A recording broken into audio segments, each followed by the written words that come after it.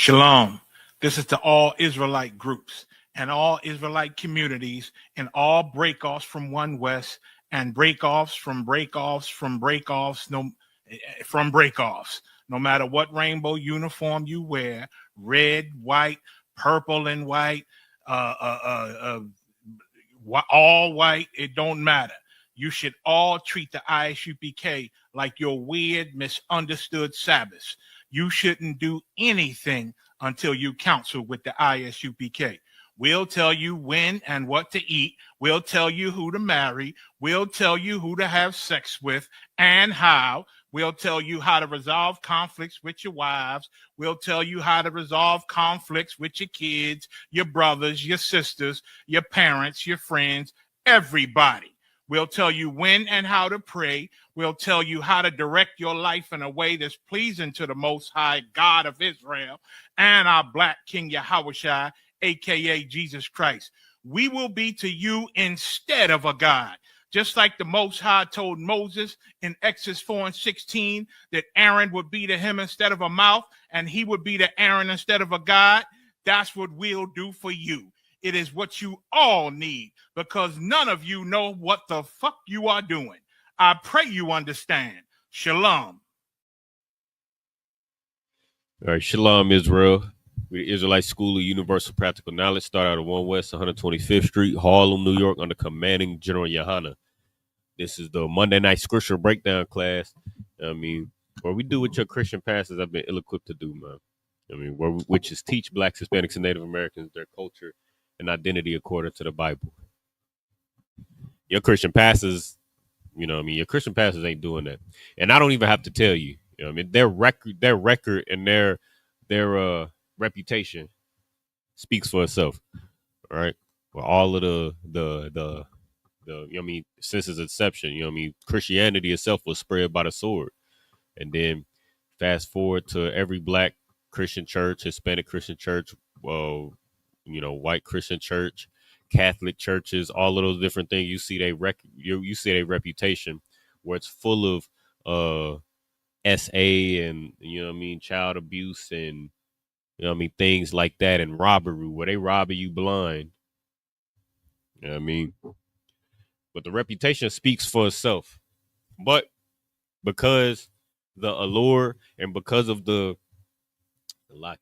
allure of it, because of the what's the word? The routine of it, because because you've been going to Christian church all your life. You've been hearing God loves everybody all your life. It's all you've been hearing all your life. So because of all those things, we, especially as Blacks, Hispanics, and Native Americans, even though the Christian church, the Catholic church, Rome, America, your oppressor and all these other nations have all had a hand in your captivity. All these other nations are responsible for all the turmoil and agony that you suffer in America. We still, we still feel like we got to love everybody because all your life you've been taught that God loves everybody. But we've been teaching Blacks, Hispanics, and Native Americans since 1969. We've been teaching the truth according to the Bible, that Blacks, Hispanics, and Native Americans are the true Israelites according to the Bible. The nation of people that the Most High God chose, to be his representation on this earth. And your oppressor is the devil the Bible speaks of. That's the truth. That's the truth. And that's what your Christian pastor, you won't hear that from your Christian pastor. You look at the 2819 church, and they trying to tell you that Jesus wasn't a black man. But he certainly ain't that white man either. But they'll rather attack you. They'll rather attack, the ISUPK for saying that Christ is a black man, rather than attack your Christian pastors, your Christian churches, your Catholic churches, your oppressor, for them claiming that Jesus was a white man. And that's the cowardice that Christianity puts in our people. We'll rather go ahead. Let's go to Ecclesiastes chapter 7 real quick. Chapter 7 and verse 7. All right. You got to put a page up first and then share. But I mean, your Christian, like I said before, you know what I mean, your Christian churches, they're not gonna come against that Christian, that white Jesus that they see on that wall every day. They're not gonna come against that white, you know what I mean, Mary that they see, the white you know what I mean, disciples and the white prophets that you see. You know what I mean? They're not gonna come up against DreamWorks for depicting, or Disney or whoever. They're not gonna come up against these movie industries for depicting uh 7 and 7. But they're not going to come up against, you know what I mean, the people who have been ostracizing and destroying and taking advantage of and robbing black people. You know what I mean? They're not going to come up against the image that they have in their church. But they will come up against you if you say Christ was a black man or the Jews was black. They're going to come up against you and tell you that you're wrong for saying it, and that well the Jews was they're gonna have all these philosophies of who the Jews could possibly be. They're like, oh well, actually, you know what I mean, Christ was a Middle Eastern man. He was an ethnic Jew, or you know what Israel is actually in I mean close to Asia. He could have been like, they're gonna philosophize, you know what I mean, that he's everything but black. But what they're not gonna do is come up against that white Jesus that's in there. Because even as we're having this debate, let's say, you know what I mean, it's somebody in front of me and he or she believes that Christ is a, you know what I mean, Christ is a white man or Christ ain't got no color. And I'm saying Christ is a black man. Even as we're having this debate and stating our claim, the one thing that we both agree on is that Christ is not that white man that you see in that Christian church. That's what we both agree on. But, you know, because of Christianity, because Christians, you know what I mean, Christianity is one hell of a drug. You know what I mean? Because Christianity is a drug that everybody is high on, whether you in the Christian church or you call yourself a Christian or not, or whatever the case is, you know what I mean? You're, you know what I mean? You still have Christian ideals. And that's why, you know what I mean, a lot of blacks, Hispanics, and Native Americans just got done celebrating Thanksgiving, just got done celebrating Halloween, and gearing up for Christmas. I know, oh my God, I don't know about you like this, but I can't, I can't go into a grocery store, or Walmart, or HEB, without hearing Christmas carols. Like as soon as, what day was, I think it was last Thursday. As soon as Thanksgiving was over with, that Thursday after, what was like the 28th or something like that. On the 29th, the grocery stores and the restaurants and the, you know what I mean, the gas stations was full of Christmas carols.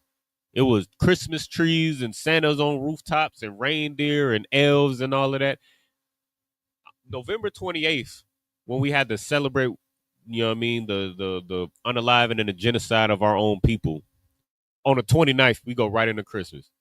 You know what I mean? And the reason why we celebrate these things, whether you call yourself a Christian or not, because you know, like Cap said Sunday, you know what I mean, we all spiritual, right?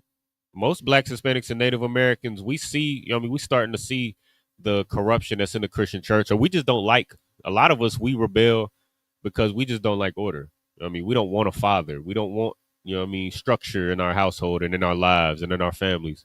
So we rebel.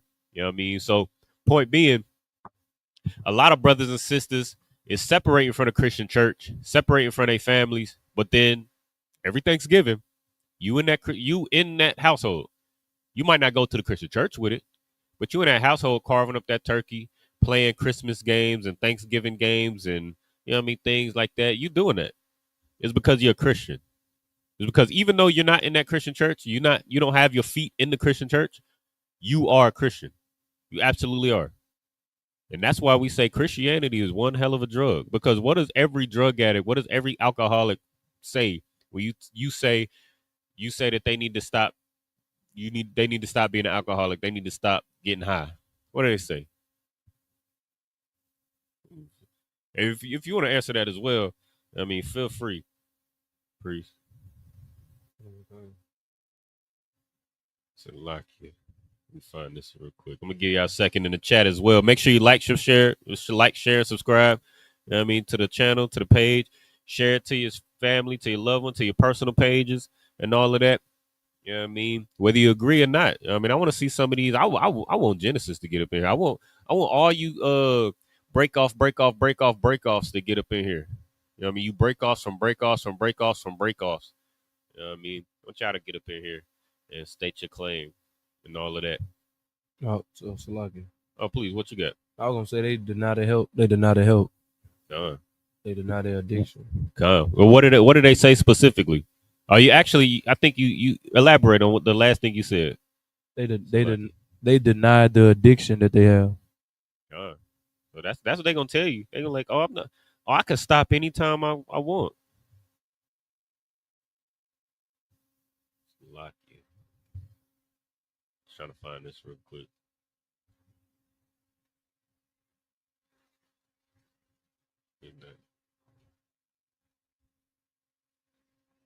So lock you. But yeah, that's what they're gonna do though. What you said was absolutely correct. You might pull it up the chat, Baba Shah, and you could share that scripture at any time as well. Right, but yeah, that's what they're gonna tell you though. You hit share that first, and then yeah. But that's what they're gonna tell you. They're gonna be like, "Oh, I could quit at any time I want. I could quit anytime I want." And they're gonna deny the addiction. But that's the condition that Blacks, Hispanics, and Native Americans is in when it comes to the Christian church, where we leave the Christian church and we say, you know what I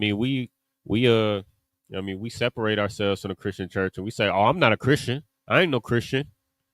But we do the exact same thing Christians do, and we deny being a Christian. Like if you call anybody who left the Christian church who call themselves spiritual, you call a Buddhist, a Muslim, a Hindu, you call them a Christian, you call somebody that call themselves spiritual, you call them a Christian, they damn near it's gonna start a fight. They're gonna be ready to fight you. And that's Christianity. Like if ironically enough, that's Christianity. Like, you know what I mean? Well, that's why we say Christianity is one hell of a drug. Christianity is a hell of a drug, and guess what? Everybody done tried it and got himself a Salakia. Everybody done got himself a hit. Salakia. Trying to find this. Okay, that's Salakia.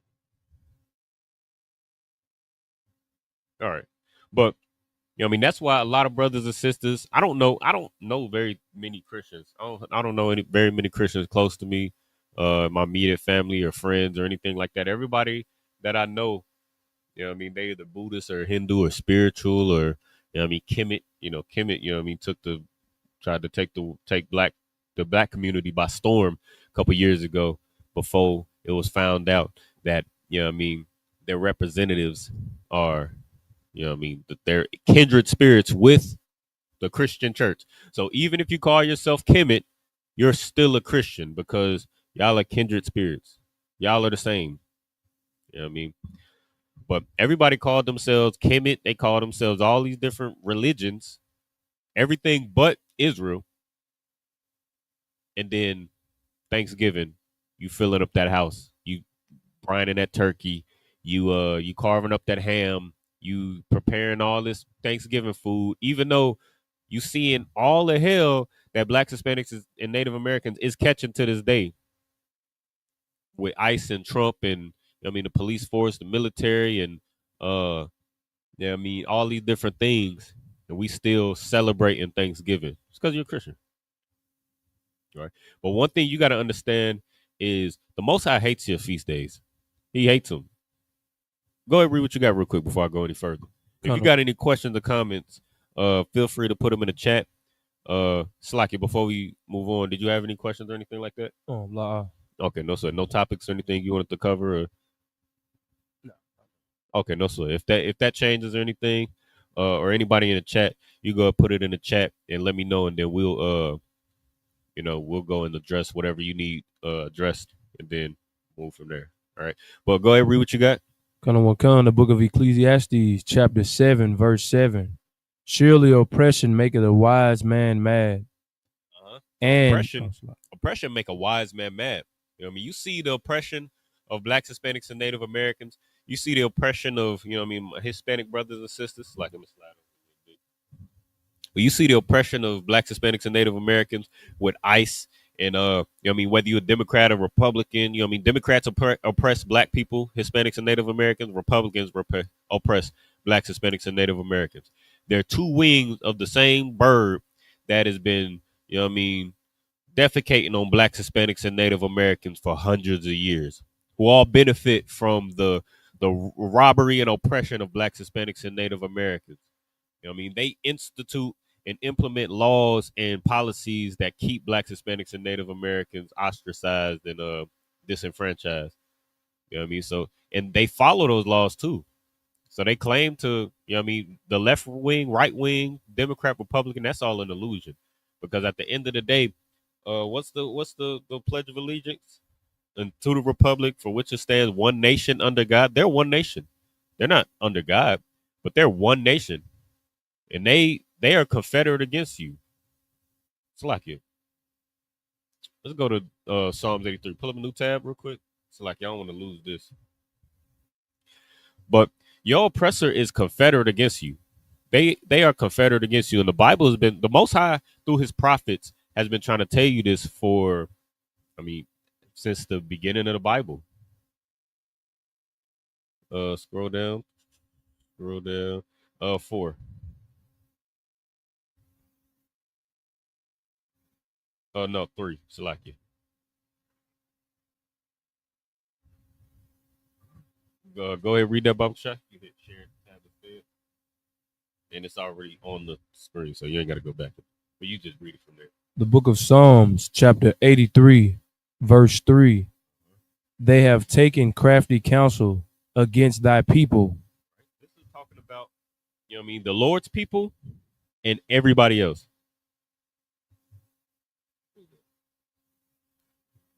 Okay, no sir. But this is talking about the Lord's people and everybody else. See, what you fail to realize, what Christians fail to realize, is they think that they can play both sides of the fence. They can play they can say, I love everybody. I love you. I love your slave master. You know what I mean? Everybody is welcome to come in this, that, and the third. Christians want to love everybody. But what you got to understand is there's only two opinions. There's the truth and there's a lie. And what you got to read that again, Baba Shah? Khan, they have taken crafty counsel against thy people. They have done what? Read that again. They have taken up a little bit, actually. So, what is Psalms 83? Read it from the top, actually. Go ahead, read it from the top. They have taken crafty counsel against thy people and consulted against thy hidden one. See, this is talking about one people. They have taken crafty counsel against thy people. One people are being, they're being attacked and they're being, they're being taken advantage of by everybody else. It says they have taken crafty counsel against thy people. So whoever the thy people is, they're being ostracized and disenfranchised by every other nation. Now, who does that sound like? Who's going to be an honest Christian in the chat? I know y'all in there. I don't, what bro say? He say, don't be a ninja watcher. You know what I mean? I didn't even say like you. But, I know who gonna be an honest Christian? What nation of people does that sound like? What people does that sound like? When you turn on the news, when you you scrolling on social media, you turn on the news, you look at all the decisions that Trump is making. Who is he putting these laws in place and putting these policies in place and taking away these laws and policies to protect these certain people? You know what I mean? Who is ICE targeting exclusively? I want to see if there's any honest Christians or honest people in the chat today. But that's what the Bible is talking about. One nation of people has taken crafty counsel, or one nation of people is being, jumped. You being jumped by all these nations. All these nations is they coming together. As a matter of fact, go ahead and read on. Verse 4, they have said, come and let us cut them off from being a nation. What nation of people is no nation? You got Italians. They know, whether you got Italians in Chicago, Italians in New York. You got Spaniards.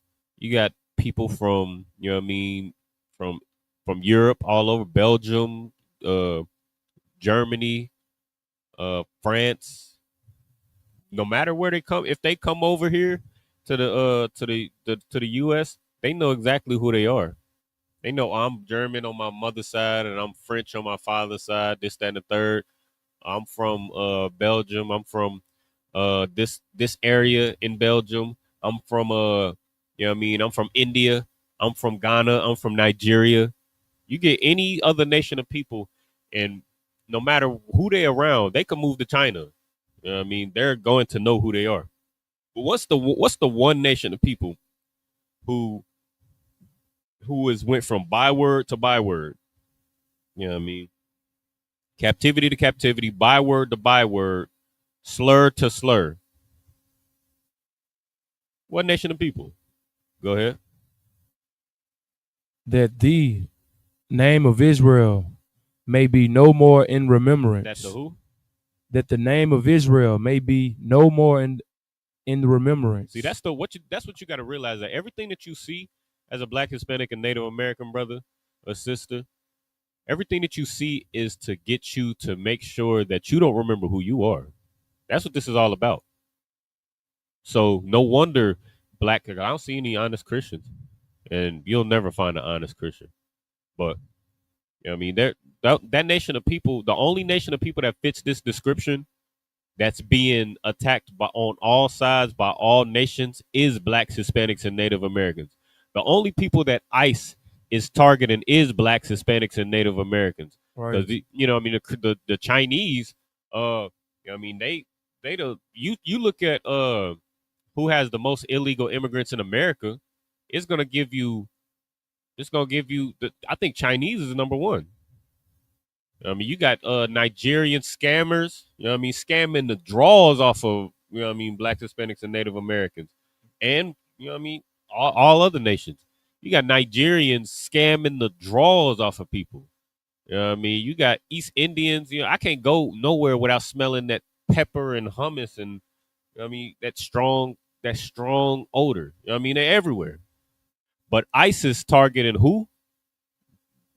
The ISIS targeting you know what I mean, not only are they primarily targeting the Hispanics, you know what I mean, the backbone, the workhorse of America. You know what I mean, America wouldn't survive or thrive or have none of the things that they have without Hispanics. But not only are they primarily targeting Hispanics, but they deporting they targeting Native Americans on reservations. They profiling. I think Trump just passed you know what I mean, he just passed something that said that basically you can profile, ICE is able to profile Blacks, Hispanics, and Native Americans, or whoever they decided they arrested. Of course, they use dog whistle politics, and they say things in a certain way that, you know what I mean, that they not saying it, but we know what they saying. But they, you know what I mean, they attacking Native Americans. And you just saw Chicago, and what was the most recent city that they just went into? But they all over the U.S. You know what I mean? They all over the place. They all over the place, targeting Blacks, Hispanics, and Native Americans. Now they're not targeting that China. They not in Little Italy. They're not in the Diamond District. You know what I mean? Who's more of a vagabond and an illegal immigrant than the small hat man? You know what I mean? The so-called Jew-ish man. I mean, who's more of a vagabond than him? Where the whole reason why he claims to be a Jew in the first place is because, you know what I mean, the reason why he's wearing the culture right now is because he put that culture on to avoid, you know what I mean, conflict in Europe. You know what I mean, the reason why they're in Palestine right now is because they was put there after the Holocaust. You know what I mean? But that wasn't their home. That's not where they came from. And that's not the culture that they started off with. You know what I mean? They come from Poland and Russia, and, you know what I mean, they come from those places, but they put down that culture and put on this culture. But go ahead, read on.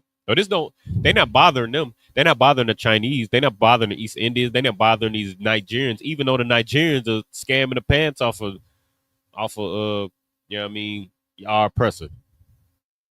But they're targeting Chicago and Black, Hispanic, and Native American children in their homes. You know what I mean, who were born here. I believe Trump just got rid of birthright citizenship. So even if you were born here, it doesn't save you from Trump doing what he doing. Go ahead. Verse 5, for they have consulted together with one consent. They are confederate against thee. They are what? They are confederate against thee. See, all these other nations are confederate against you, Blacks, Hispanics, and Native Americans. They're against you. It's one nation. There's all these other nations, every other nation that's around you, and they're confederate against you. Go ahead. But actually go to that Ecclesiastes. But this is what you got to realize. This is why, even though all these other nations are confederate against you, even though you see what ICE is doing, they you know what I mean, having a field day with Blacks, Hispanics, and Native Americans. Trump is having a field day in office right now. You know what I mean? He doing the most right now. Even though these other nations have a field day in your neighborhoods, you don't have no. I think it was just a second ago they was trying to black out the system, or they was trying to buy black. Why do you have to buy black? Why do you have to specify? Because nobody has to get on the internet and be like, buy white. We're gonna buy white. No one has to do that. Why? Because everywhere you go, you're buying white. Everywhere you go, there's rarely anywhere that you can go where you're not buying white. But you got to specify buy black. Why? Because you are the most ostracized and disenfranchised people on this planet. Blacks, Hispanics, and Native Americans together. And all these other nations are taking crafty counsel against you. But you see all of those things in that Christian. You see all of those things, but that Christian church, that Catholic church, you know what I mean? Your spiritual homes, right? You burn sage and you crossing your legs on the floor doing your meditation and you're getting your chakras together. You got your rocks with your stones and your wrapped around the copper. You got your what's it called? Your crucifix, and you're doing your Hail Marys and all of that. But you know what I mean, even though but you still having Thanksgiving. You're not religious at all. You spiritual, right? But then you celebrating Thanksgiving. You celebrating Christmas. You make sure every year that tree is in your house upright. Go ahead, read what you got. This is why, right here. The book of Ecclesiastes, chapter 7, verse 7. Surely oppression maketh a wise man mad. So surely oppression make a wise man mad. Surely you gotta see the things that's going on with ICE. You know what I mean? How they running rampant with Blacks, Hispanics, and Native Americans, zip tying children, throwing on the back of, you know what I mean, rental vans. And you surely you see the disgusting behavior that's going on in that Christian church and that Catholic church. Surely you see it, right? I mean, is it not obvious? Let me know something. I mean, anybody in the chat, if it's not obvious, if I'm saying something you ain't never heard before, let me know. Let me know so I can you know what I mean, so I can put you on game. But last time I checked, I think we all familiar with the, you know what I mean, the mass incarceration where Trump got in office. I think it's his first term. He was like, don't be gentle with them. Hit their heads on in the midst of us being targeted by police. You know what I mean? Where brothers and sisters is coming up missing or mass incarcerated. And that's if you was lucky enough to not lose your life, because there was a lot of brothers and sisters losing their life. You know what I mean? Sam DuBose in Cincinnati. You know what I mean? He got his life taken by a university police officer. He ain't even a state police officer. You know what I mean? You got George Floyd, Breonna Taylor, who I believe her unaliver just got sentenced to maybe, I think it was like 4 months, like a little over 3 months. It was like 100 days or something like that. Yeah, I think it was like 100 days, something crazy. But all these, surely we see these things. So read that again.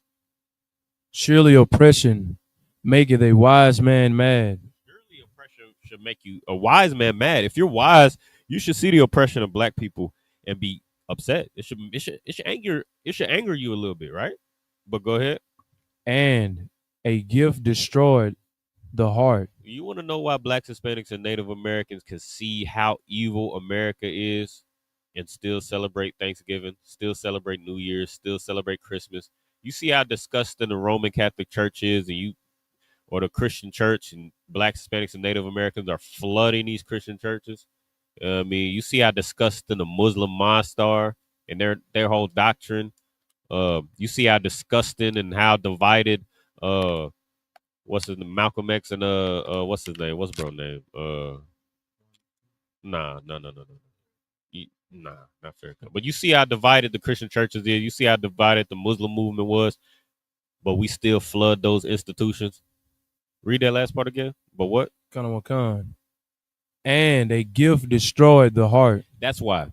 You can see, you can know. You ask any Black, Hispanic, and Native American about Thanksgiving and the origin. You can't tell Black people nothing. I don't know if you know this, like this. You can't tell Black people nothing. You try to tell them like, hey, you know, Thanksgiving is all about the genocide of Native Americans, right? They gonna be like, oh, I know. Black people always know some. Black people always know something, don't they? They always know something, but they gonna follow it up like, yeah, I know about the genocide, and it was terrible. It was terrible. Ooh, we thoughts and prayers. But this is what it means to me. This is just about family. They're gonna try to reinvent what Thanksgiving is. You ask anybody about Christmas coming up. You know what I mean? You ask anybody about Christmas, and they're gonna come up. You're gonna come up to them and be like, "Hey, Christmas was a pagan holiday. It's a pagan holiday." Oh, I know. You ain't even gonna barely get the sentence out. You barely gonna get the sentence out. You be like, "Hey, Christmas. Oh, if you have a pagan holiday, they're gonna tell you. They're gonna try to teach you. They're like, "It was a pagan holiday." Some of them gonna go into the deep history of it. They're gonna be like, "Yeah, it was Saturnalia, and it was a mixture of this and that, and this and that, and this and that, and this is where it comes from." But my kids. God, it's but read that last part again. That was an excellent point too, Priest. And a gift destroyed the heart. And my kids, read that. And a gift destroyed the heart. But it's for the children. And a gift destroyed the heart. I gotta get them a gift. What you gotta get them? A gift. What you gotta get them? A gift. And what does it do? Destroyed the heart. So that's why you're gonna take your Christian family to that Christian church on Christmas, and you're gonna give them a gift. And you're going to make that child get a gift for his child molester. That's why you're going to go to that's why you went to that Thanksgiving and you was passing the potato salad to your child molester. To your abuser, your mother, your father, your uncle, your auntie who abused you, who robbed you. You know what I mean? That's why. Because oppression should make you angry. Oppression should infuriate you, but a gift destroyed the heart. But that gift, you'll do anything for that turkey, huh? You'll do anything for that turkey. You'll do anything for that Christmas gift. You'll do anything for the joy and the magic of Christmas. You'll do anything to watch that ball drop on New Year's. You'll do anything to get something for your birthday. You'll do anything to put some turkey in disgusting mouth. Because all we give a damn about is our stomach. All we give a damn about is our stomach and our rod, and we'll do anything for that gift to satisfy our stomach. That gift has destroyed your heart, right? That's why that's what's stopping you from getting justice, Black man, Hispanic man, Native American man. You receiving these gifts, they give you like a week off. Oh, your slaves sometimes, I don't know. They give you maybe a week off from school. If you're a child, they give you a week off from school, and for Thanksgiving and for Christmas and all of that, and your family flying to town, and it sounds like a grand old town. But that gift is what's destroying your heart. That's why you know the history of Thanksgiving. You know the history of Christmas. You know that it's a pagan holiday. But this is the only time we can get off. Don't that sentence alone let you know that you're a slave? That sentence was like, oh, I know that this was rooted in, some pagan, I know that this is a pagan holiday, or I know that this is rooted in the mass genocide of my Native Americans, who I claim to be all throughout the year.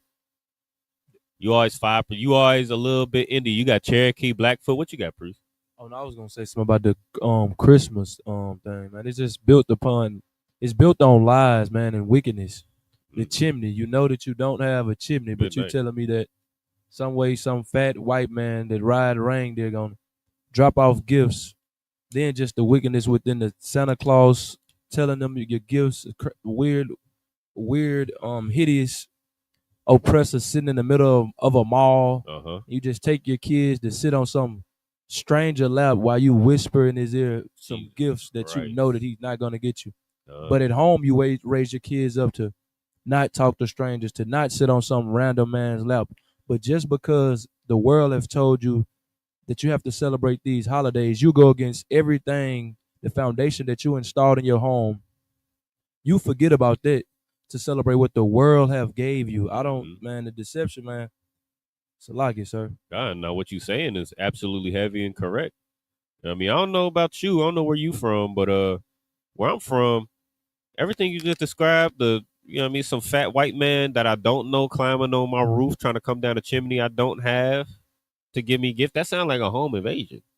You know what I mean? What happened on this sister, I think her name was Maria, what was her name? Let me see if I can find it.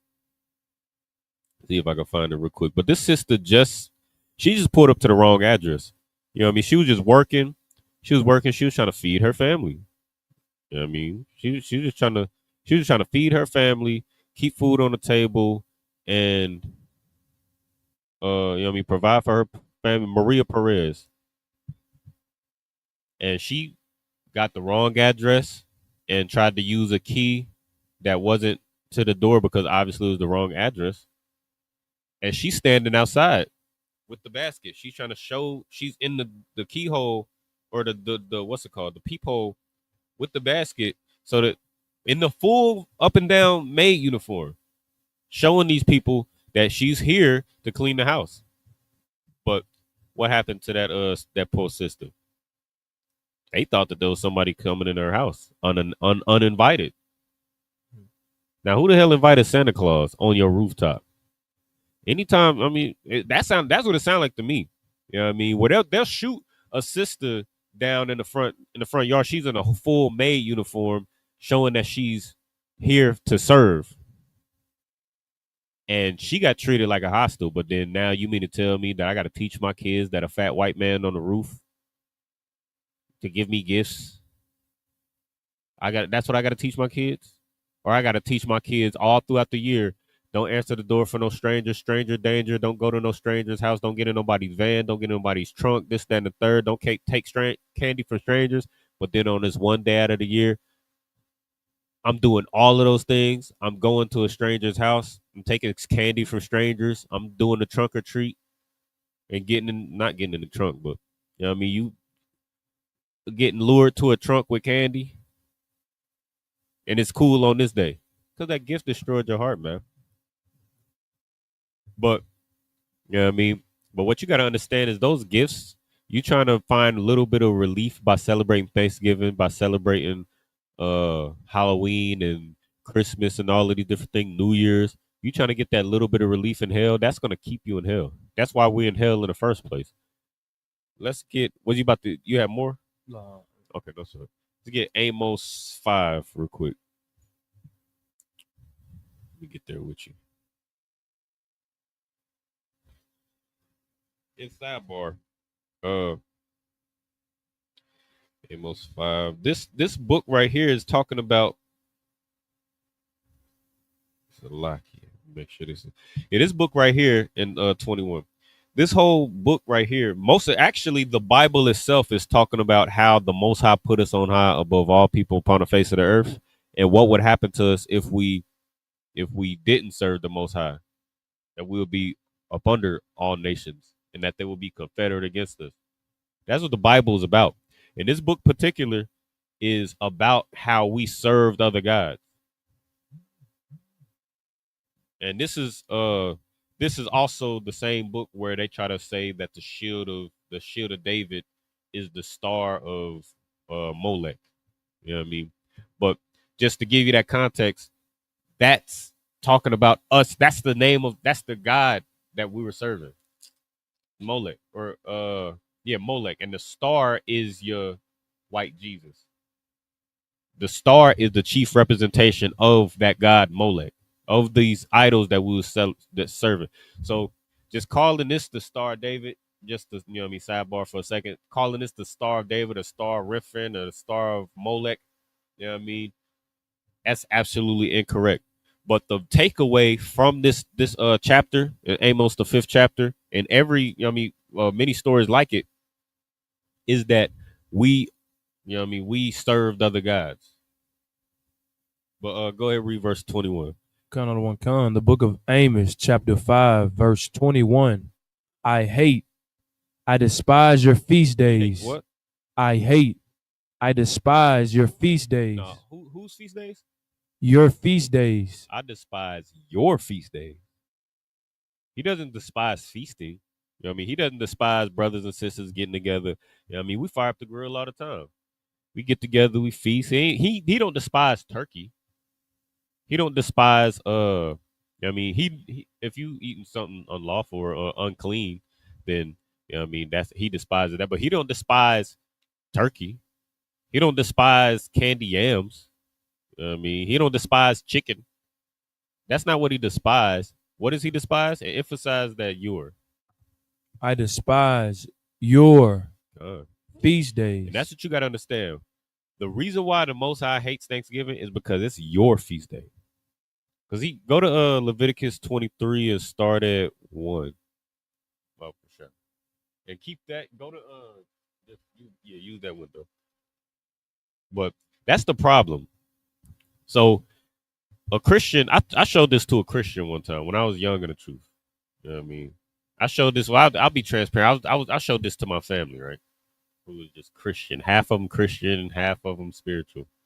But I showed this to a Christian one day around Thanksgiving, and showed him. I was like, "Hey, the Lord hates Thanksgiving."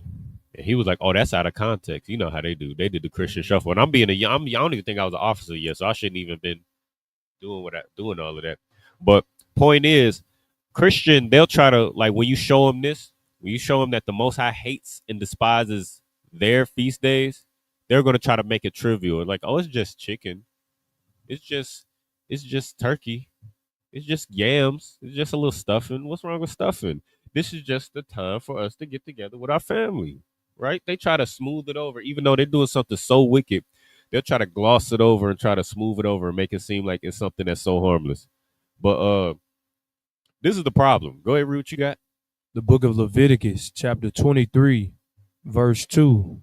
Speak unto the children of Israel, and say unto them concerning the feast of the Lord, which ye shall proclaim to be holy convocations. Even these are my feasts. These are whose feasts? My feasts. Excellent job. The water for that. You locked in. These are whose feasts? My feasts. These are the Lord's feasts. And the problem is the Lord gave you feast days. He gave you what to follow, what to celebrate, what to keep, and what not to. He didn't give you anything else. He said, keep these and separate. He said, holy convocations. If you could grab that Zondervan Bible Dictionary. Did you want to say something real quick? Oh, please. No, I got it. If you go ahead and say what you, I'll grab it. I was just gonna pick up on what the priest said, man. Like, these are the Lord's feast days. But for the exception, people, we try to celebrate the other feast days in the world, and we always come back to say, for the kids. What about for the Lord and what he wants? He despised the feast days, and we bring it out and showing you in these scriptures, man, that he doesn't care about Thanksgiving. He doesn't care about Halloween or Christmas. He have his own holy convocations. Salagi. What you said was heavy. What you said was heavy and absolutely true. And that's the whole point. Like, and that's the crazy part. Like, read holy and holiness. But the Lord, have you ever heard of a Christian celebrating Hanukkah? They celebrate Hanukkah, which is coming up in December. They celebrate the Feast of Tabernacles. They keep the Passover. You ever hear of a Christian doing any of those things? I mean, they claim to be the authority on the Bible. They claim to, be the largest institution to teach people the Bible and lead people into Jesus Christ. Hashka the Bible, hallelujah. right? Ain't that what they say? Mm. But you've never seen a Christians keeping the feast days that are the Lord's feast days, his holy convocations. They'll celebrate everything but what the Lord told them to do. And that's why it's so damn evil. Like, that's why the Lord said in the book of Amos, the 5th chapter, he said he hates your feast days because you've taken these feast days to yourself. You made them yours. It's like, oh, I know this is about genocide, but this is what it means to me. That's what they do. Read that. This is the problem. The word holy, root meaning separateness. Meaning what? Separateness. Now God loves everybody. Separateness. Now melting pot. Separateness. Now we all should come together. Separateness. Kumbaya. Separateness. That's what it's for family, for us all to come together. And we all should love each other, forgive each other, and this is what this means to me. What does that say? Separateness. The point of all of these feast days, these laws, statutes, and commandments, these high holy days, these feast days, these stories, this history book, or these stories, quote unquote, in this history book called the Bible, is to separate you from your oppressor. But we've done the opposite, where we've joined ourselves to our oppressor, where we don't miss a beat. This year alone, you look at the couple weeks prior to Thanksgiving, and what was everybody stressing about? Food stamps. Damn right. You stressing about food stamps. You stressing about what else? Government shutdown, not getting paid. Damn. You sharp. What's that crazy? That's what you was worried about. You was worried about food stamps and your government assistance. You was worried about getting your check, and because of the government shutdown, you was worried about money. You didn't have money. You was stressing about money. But that didn't stop you from celebrating Thanksgiving. Didn't stop you from having that Christmas tree in your house, which is, God damn, like ain't it too early for this? Like, can't you wait until December? Can't you wait until like a week or two before Christmas to decide you're gonna decorate and all of that? God damn! Right after Thanksgiving, you was just stressing about money, and you got a 10-foot tall Christmas tree in your house, bringing bugs in. Good night. Give me a break. You don't miss a beat with your oppressor's feast days, but half the feast days that I just named, you don't know nothing about them. You don't know about the Feast of Dedication. You don't know about the Feast of Tabernacles. You don't know the Feast of First Fruits. You don't keep the Passover. That's not what we doing. But that's what the Most High has hollowed out for us. Read Leviticus 23 real quick again. Speak unto the children of Israel and say unto them concerning the feast of the Lord. So these are the feasts of the Lord. This is what he told you to do. Black man, Hispanic man, Native American man. Go ahead. Which ye shall proclaim to be holy convocations. Holy convocations. We just found out that word holy means separate. So these are separate convocations. He didn't want you to be kumbaya with everybody. He wanted you to be separate. Because you know what happens when you are kumbaya with all these other nations? You know what happens when you join yourself to all these other nations and try to be a melting pot of people? You end up on the bottom. And these nations are confederate against you. That's what happens. Go ahead. Even these are my feast days. Even these are my feast days. These are the Lord's feast days. You think that you serving the Lord? Everything that you do is for the Lord, right? You love the Lord, and the Lord is in you, and everything you do is for the Lord and love and family, right? But this is what the Lord said. He said, "These are my feast days." Go ahead.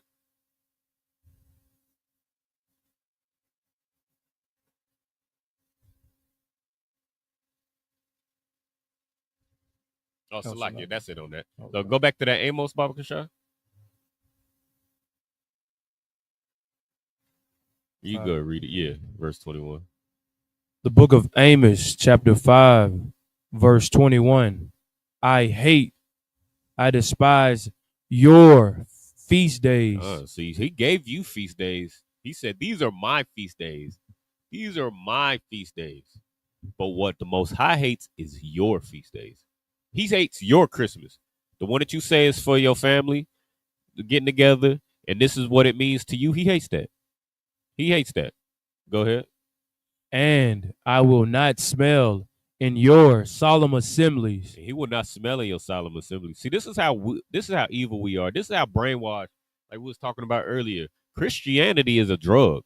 And you want to know how I know that you are high on this drug called Christianity? It's because you don't do nothing that the Lord says. You don't keep none of his feast days, but you keep all of your oppressors' feast days and then try to weave the Lord into it. Christmas. What's Christmas about? What's Christmas about? I know you've been out the game for a little bit, but you remember what Christmas was about? They say it's the birth of Yahushua. Yeah, that's Christ. Yeah, that's what it was supposed to be about, right? It's supposed to be about Jesus. It's all about the birth of baby Jesus, right? They try to weave the Most High and Christ. They try to weave the prophet. They try to weave the Bible into these feast days. But the Most High said that he hates your feast days. And he's making it clear. He's saying, I will not smell in your solemn assemblies. Like you cooking up all that food and you laughing and praying. You pray over that nasty food too. That undercooked turkey that's gonna got everybody with with diarrhea after the Thanksgiving. You know who you are. You know what you did. But you know what I mean? You got everybody ruining their pants. Go ahead. I was gonna say, even if it was quote unquote Christ's birthday, why are you getting gifts? I thought it was the celebration. You giving out gifts to everybody else to like it. No, that's a good point. That's a good point. That's an excellent point. Why are you the one getting the gifts? It's because maybe, just maybe, this has nothing to do with the Most High. As a matter of fact, let's get Jeremiah 2. Keep Amos up. So like you go to Jeremiah. I believe it's the second chapter. Let me make sure. But not only does Christmas have nothing to do with Jesus or the Most High, like you try to make it. Oh, this is what it means to me. Christmas has nothing to do with family. Has nothing to do with the Bible. It has nothing to do with 2 and 10. No.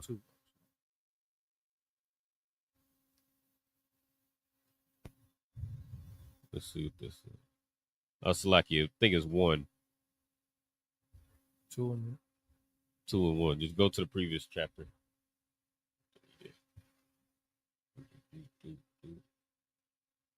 Salakia.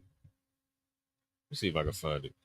10. I think it's 10. Chapter 10. Salakia. Verse 1. Let's see what that's talking about. There we go. Yeah, that's the one. Go ahead and read that. 1. Yeah, you start at verse 1.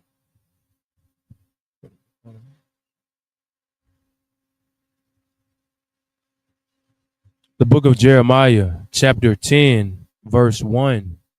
Hear ye the word which the Lord speaketh unto you, O house of Israel. O house of everybody. O house of Israel. You know what's funny about the Christian church? The word Israel, I believe, is mentioned in the Bible over 2,000 times. It's like it's a ridiculous number. Mm-hmm. But it's not mentioned at all in the Christian church. But guess what's not in the Bible? Rapture's not in the Bible. But that's all they talk about. God loves everybody's not in the Bible, but that's all the Christian church talks about. That white Christian, that white Jesus, that's not in the Bible. But that's all you see in the Christian church. You can look up Jesus Christ right now, and it's just gonna be a sea of white. Go ahead. What you got? And I was gonna say, like, but what you were bringing out, man, the house of Israel. Israel is all through the Bible, and that's how we are identified throughout the Bible. But we as a nation, we identify ourselves as child of a child of God. The Bible does not identify people as a child of God. They go by tribes and nations. So like it. God, there ain't no child of God tribe. As a matter of fact, the only child of God nation is Israel. That's literally, you can't be a child of God without being Israel. The word Israel comes from the Hebrew word Yasher Allah, which is Prince of the Power. That's a literal child of God. The only way for you to be a child of God is to be from the nation of Israel, which are blacks, Hispanics, and Native Americans. If you're not a black, Hispanic, and Native American, as a matter of fact, there's another way too. Go to this real quick. Salakia.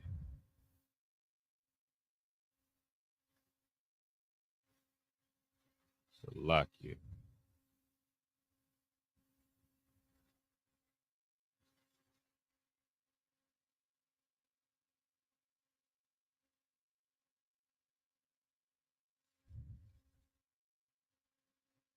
Salakia. Give me 1 second.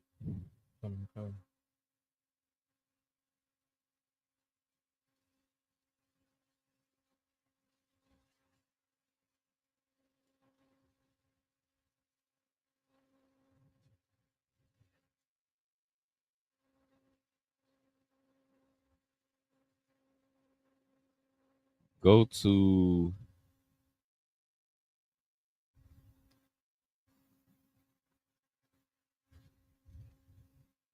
First John chapter 3. Oh no, Romans 8, Salakia. Romans 8 and 14.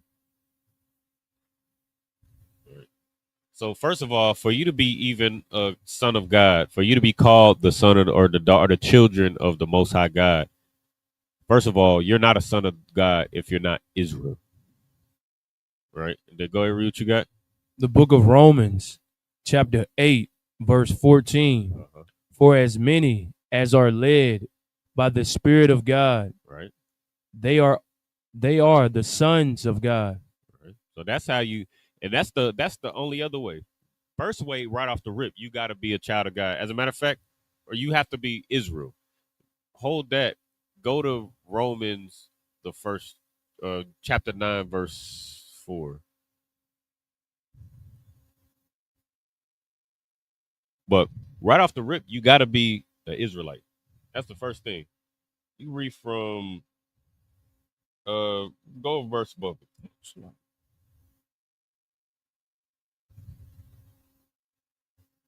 Verse 3. So the first thing, you got to be Israelite by blood. It's the first thing. And then you got to be led by the Spirit of God. You got to follow the law, statutes, and commandments. You got to keep this culture. You got to be, you know what I mean? You got to follow you got to be obedient. You got to do what the Most High tells you to do. But read what you got. The book of Romans, chapter 9, verse 3.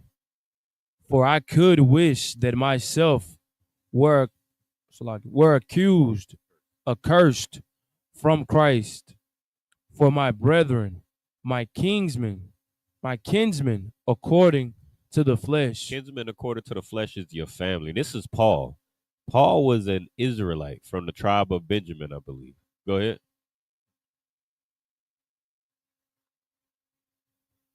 Yeah, Verse 4. We're going to find out who his family is, who his kinsman according to the flesh is. Go ahead. Verse 4. Who are Israelites, to whom pertaineth the adoption? So he said, who are Israelites? Israelites is Paul's kinsman according to the flesh. To whom pertaineth the adoption, which means Christians.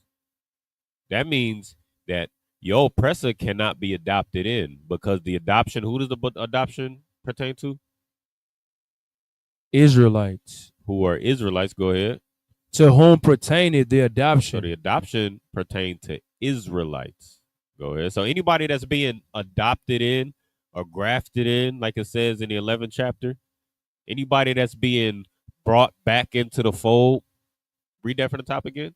Who are Israelites? They're Israelites. Straight up and down. Go ahead. To whom pertaineth the adoption, right? And the glory, and the covenants, both the new covenant and old covenant. Go ahead. And the giving of the law. So you can't even keep the.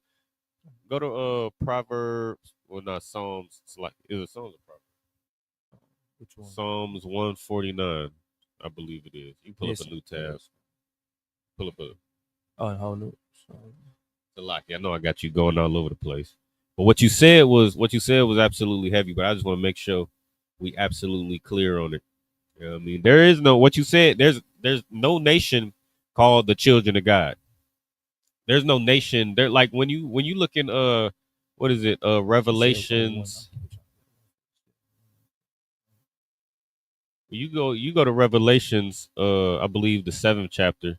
You go to Revelation 7 and it talks about the gates. 140, 149. 149. Yeah. And And 17. 19. Am I tripping? Or it might be 147. 47. Salakia. Yeah. But when you go to Romans, or it's like not Romans, Revelations, the 7th chapter, and you see those gates, there's no gate for the tribe of children of God. You know what I mean? And that's what the Christian church tried to do. They were like, oh well, yeah, y'all saved too. Yeah, but we now he's grafting everybody and he's giving everybody a shot at the covenant. That's not true at all. We just read it in the book of you know what I mean, in the book of Romans. We just read it. We just read it in the book of Romans, the 9th chapter. Go ahead, read that. Kanawakan, the book of Psalms, chapter 147, verse 19. He shewed his word unto Jacob. His law, statutes, and commandments. The culture that he gave to who? Israel. Right. Jacob was his name. It was his birth name, and his name was changed to Israel. Right. So this is talking about the same Israel that we're talking about in Romans 9. Go ahead. Kanawakan. And his judgments unto Israel. And his judgments unto Israel. So his laws, statutes, and commandments unto Israel. And the punishments that happen if we don't keep these laws, statutes, and commandments, they only are for Israel. So no matter there's no such thing as a spiritual Israelite. There's no such thing as a grafting in these other nations. There's no such thing as that. If you get grafted in, it's because you're an Israelite that went off, you know what I mean, that deviated from our culture, which is why we're in this condition in the first place. And now you're coming back. Go ahead. Okay. This is the part that your Christian pastors got to understand, but they won't. They won't, because their God is their stomach and their rod. I mean, them female Christian pastors, they God is they pockets and they vagina. That's their God. Go ahead. Verse 20. He have not dealt so with any nation. He hasn't what? He have not dealt so with any nation. So in the way that he dealt with blacks, Hispanics, and Native Americans, the 12 tribes of Israel, whose progenitor was Jacob, a black man who the Most High chose, the way he dealt with his family, he hasn't dealt so with any other nation. So there's no such thing as no spiritual Israelites, and there's no, you know what I mean, you get to them gates in Revelation, the 7th chapter, you're not gonna see Judah, Gad, Benjamin, Levi, Naphtali, Ephraim, Manasseh, all these different nations, and then children of God got a back door somewhere. You know what I mean? That's not how this works. You know what I mean? And I don't know what Christians be thinking in their head, but that's not what this is talking about. All right, to go back to that. What was it? Romans 9 and 4, those 8. We started off. Okay, no, let's go back to that Amos, Salaki. Amos. But I just wanted to make that crystal clear. All right. A Christian will have a field day with that. You say there's no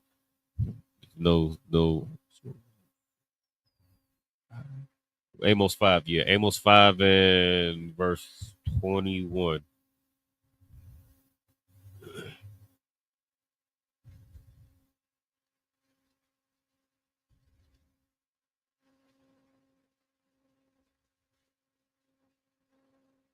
Oh, come on. The book of Amos, chapter 5, verse 21. I despise your feast days. He hates your feast days. You know why? Because your feast days aren't separate. Your feast days include everybody. You get your feast days from your oppressor. What's up? Yeah, I'm good to go. You want it? Yeah, please. Yeah, you got it. But your feast days include everybody. Your feast days come from your oppressor. When the Most High gave you his feast days, but you don't want to celebrate his feast days, you don't want to keep his high holy days and holy convocations, you don't want to keep them holy. He separate those days for you, but you don't want to keep those.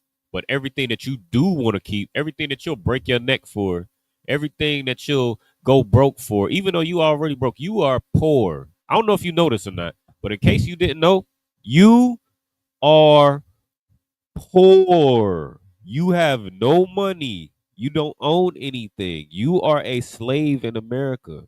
You are poor.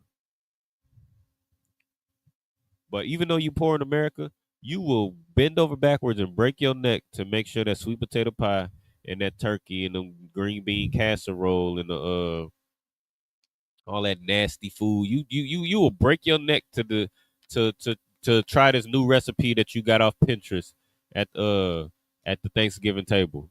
You'll break your neck for that, even though you are poor. You're poor. But the Most High say, keep the Feast of Dedication, Feast of Hanukkah. The Lord say, just don't eat pork. Just don't eat pork. You got 12 tribes to choose from as a Black, Hispanic, Native American man or woman to have children with. You got 12 different tribes. And brothers, you can have more than one wife. You can have every flavor of Israel when it comes to choosing a woman. You can have you a Dominican woman. You can have you a Jamaican woman. You can have you a Mexican woman. You can have you a Black woman. You can have you a Hispanic woman. You can have you every flavor. You can have you a Native American. You can have every flavor of Israel.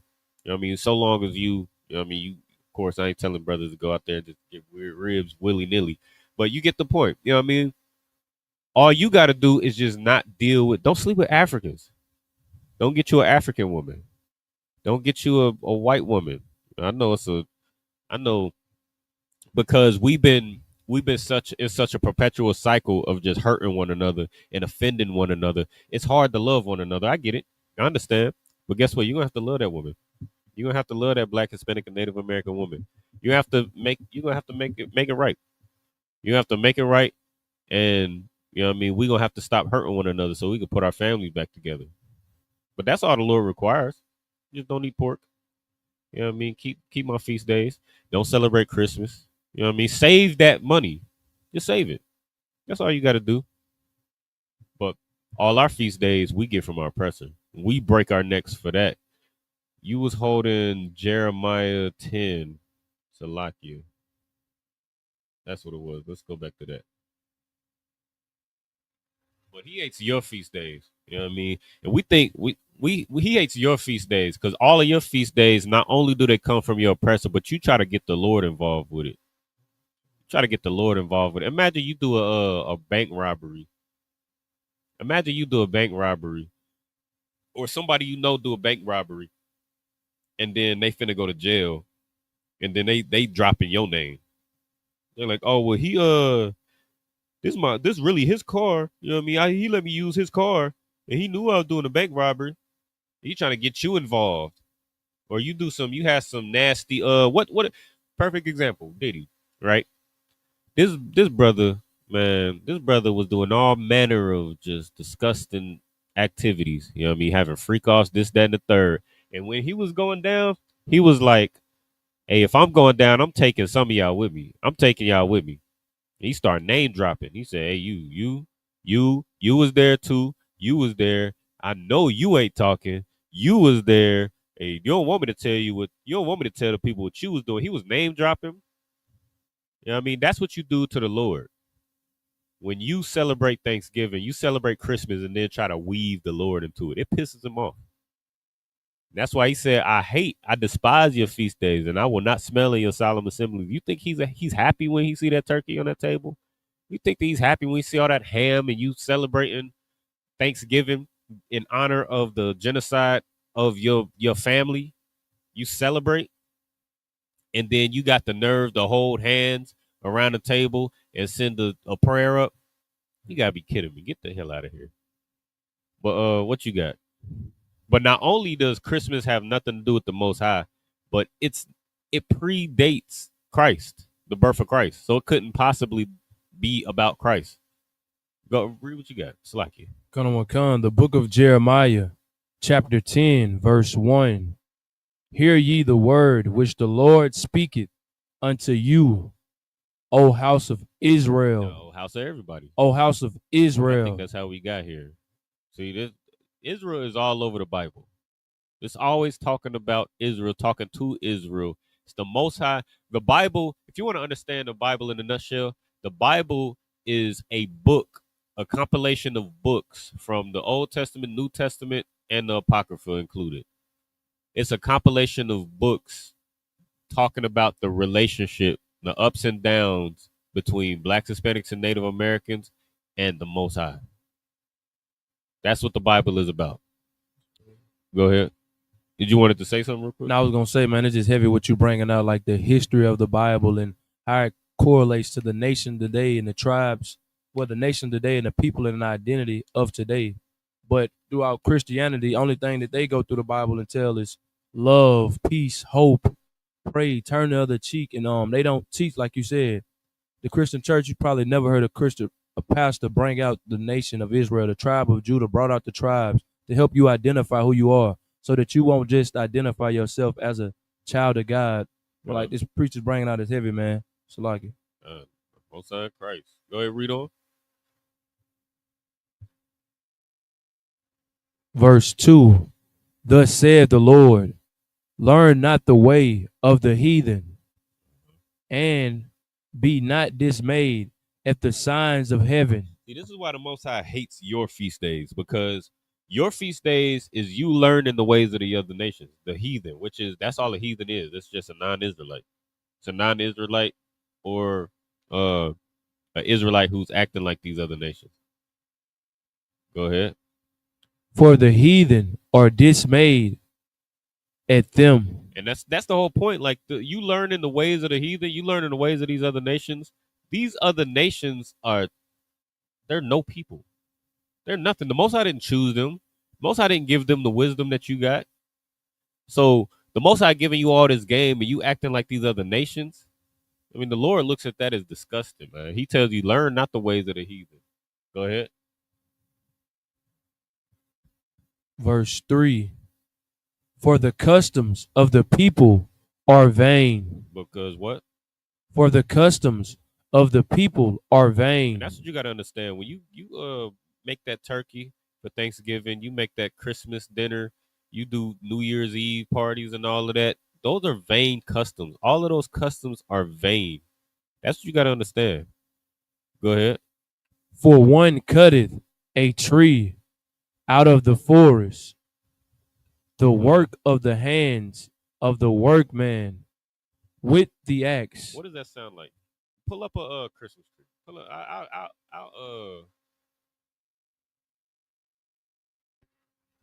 Pull up a Christmas tree.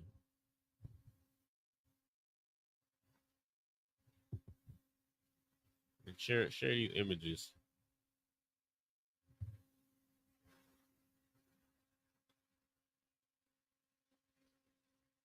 Scroll down. Scroll past that.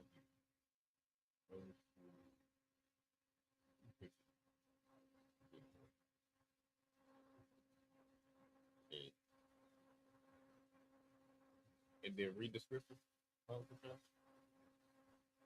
For the customs of the people are vain. Your customs are vain. Go ahead. Why are they so vain? What particular vain custom are we talking about here? Let's find out. Go ahead.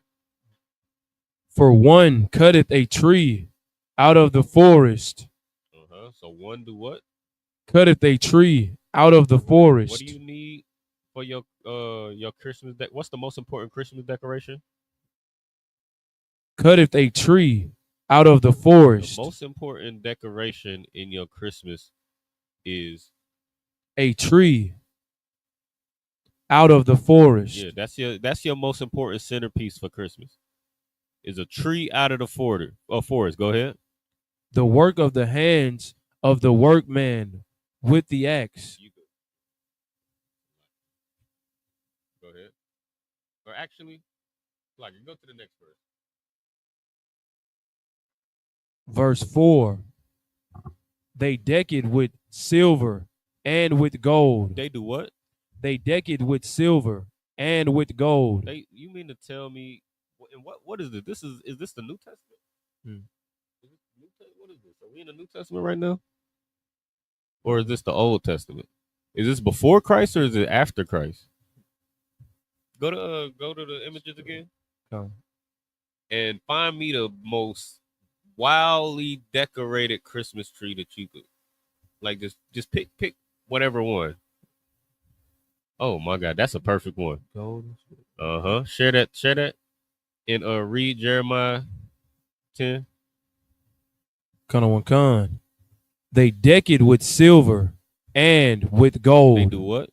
They deck it with silver and with gold. Hey, so what do they do to that Christmas tree? That tree that they cut out of the forest? They deck it with silver and with gold. Ain't that what the Christmas carols say? Deck the halls with holly and making things jolly and jingle bells and silver bells. It's Christmas time in the city. Ain't that what y'all gearing up to do? Go ahead. They fasten it with nails and with hammers. Look at that Christmas tree. Look at the bottom of that Christmas tree. Fasten to the ground. Now you cut it out the forest, you drag it into your home, you fasten it with nails, and you deck it with silver and gold. If that ain't Christmas, man. Now you don't know what Christmas is. Now every Christian in the chat, I want a Christian in the chat to tell me how this ain't Christmas. Before Christ. And how Christmas has anything to do with Christ. I want you to try to join those two things together. Try to make that make sense. When we're reading out of the book of Jeremiah, the 10th chapter, that Christmas was a custom that was celebrated by guess who? By us, because we were following after our oppressor.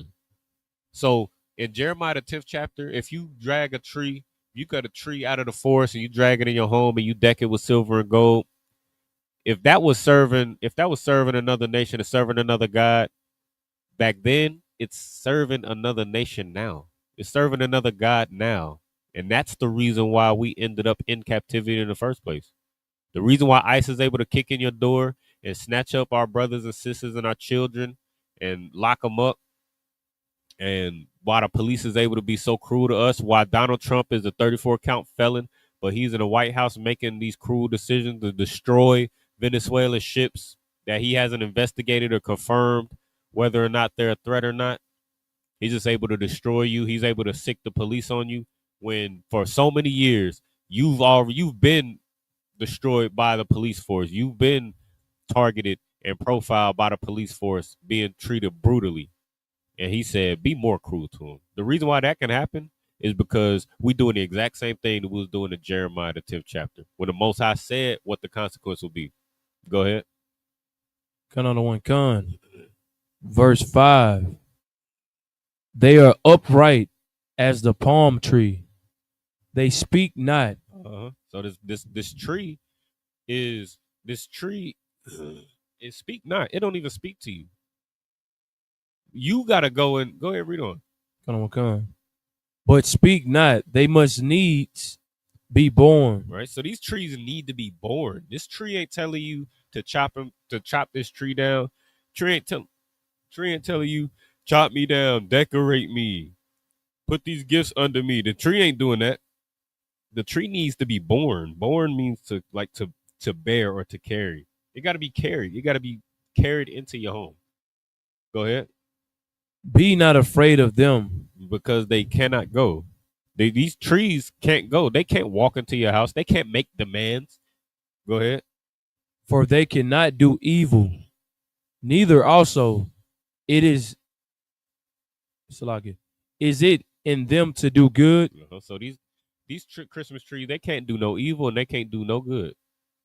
And so all of that. Wait, go back to that last verse. So all of this. So this Christmas tree is speak not, right? The Christmas tree don't speak. It needs to be born. It needs to be carried because it can't go. Be not afraid of them. Don't be afraid of them.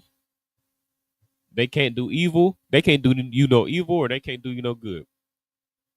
Those customs, the Christmas tree can't do none of those things. But who did do those things? These customs came from Nimrod's mother to be oh my God, if I'm not mistaken, I think Nimrod was sleeping with his mother. That's where Christmas comes from. A disgusting, first of all, you know what I mean? It was a disgusting Hamite, you know what I mean, which we are not. We are not Africans, who slept with his mother, you know what I mean? And he was so feared because he was a warlord, you know what I mean? He was a cunning warrior, you know what I mean? He was feared by a lot of people. And every year on his birthday, when he passed, his mother wife, which is disgusting, his mother wife buried him underneath what's it called? What is that called? An evergreen tree.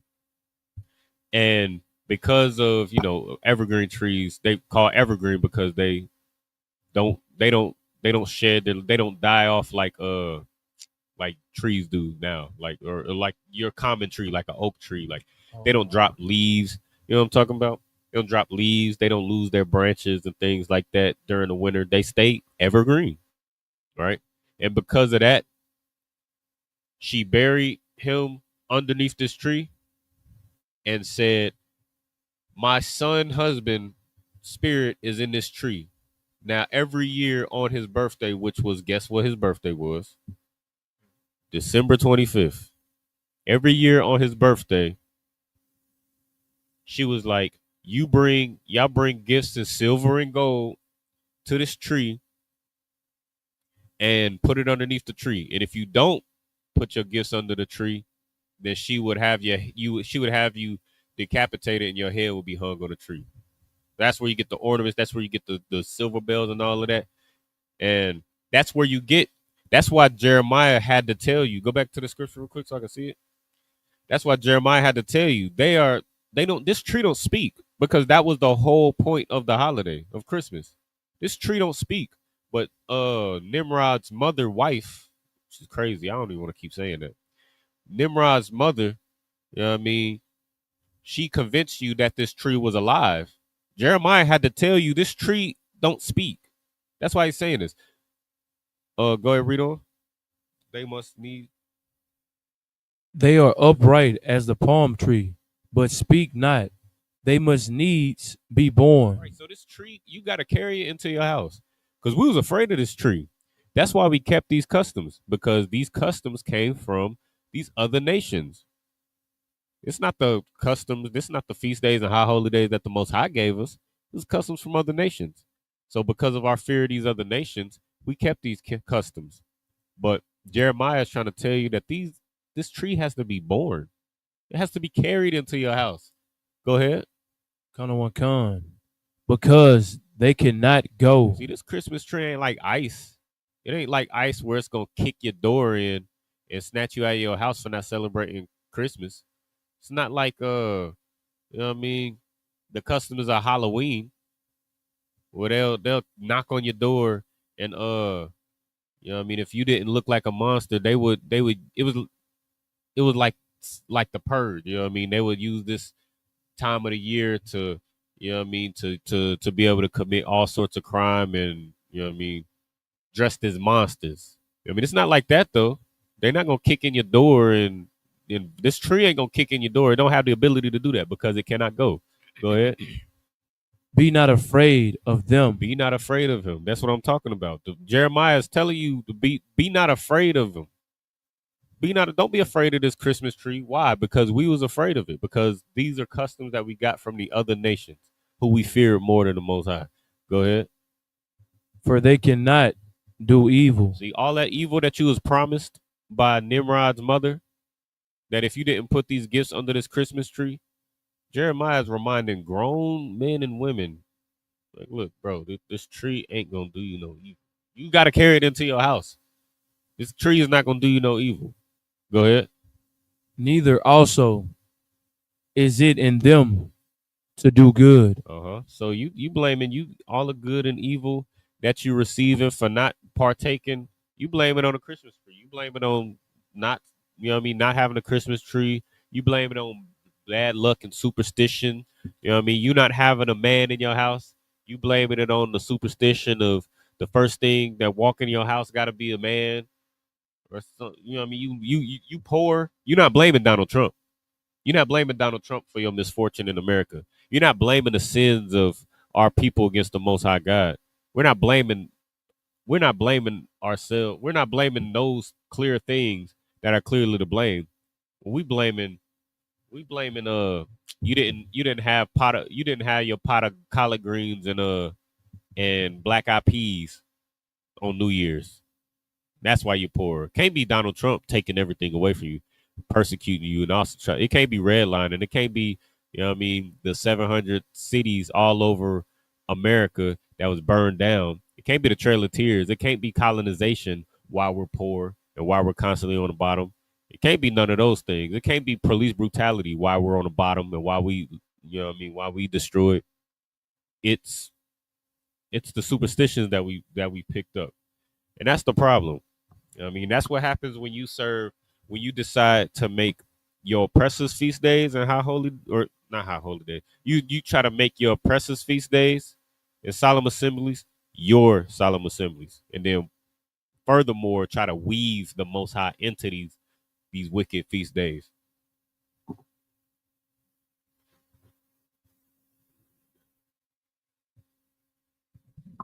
I don't see any questions. I don't see any questions or comments. You Christians that know the Bible. Because I know don't nobody agree with me as I'm saying these things, as I'm reading it out the Bible. I know no one agrees with me because guess what? You might have celebrated Thanksgiving, but it's not too late to get that Christmas tree at your house. But guess what? You probably already bought the decorations. You got the decorations, so you got to go through it. You got to see it through now. But it's not too late. It's not too late to not celebrate these things. But guess what we're gonna do? Guess we're gonna do what we've always done year by year. We're gonna know the truth according to the matter. We're gonna know that this ain't got nothing to do with the Most High. We're gonna know that this is a pagan holiday. We're gonna know that we don't even have the money for this. And we're gonna celebrate it anyway. And sit there and we're gonna shut up and eat the turkey. We're gonna shut up and eat the ham and shut up and eat the macaroni and shut up and play the holiday games. We're gonna do all of that. Like we've always done. Go ahead to Psalms 137 real quick.